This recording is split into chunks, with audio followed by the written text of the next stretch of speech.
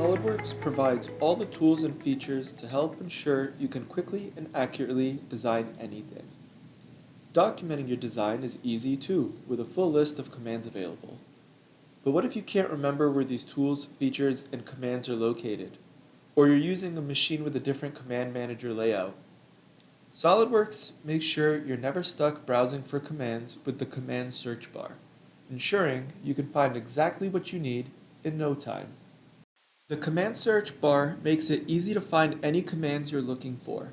Just click in the search box or press W on the keyboard to activate command search. You can use the commands directly from the command search bar, or you can see where the command is located by selecting the eye on the right side of the command search and leaving the mouse. If you find yourself using a command often, add it to your command manager from the command search bar. To make it even easier, SOLIDWORKS has the shortcut bar.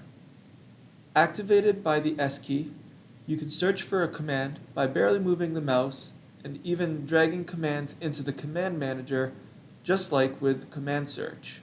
So next time you're looking for a command that you can't find, use command search or the shortcut bar. See for yourself just how easy SOLIDWORKS makes it to find any command.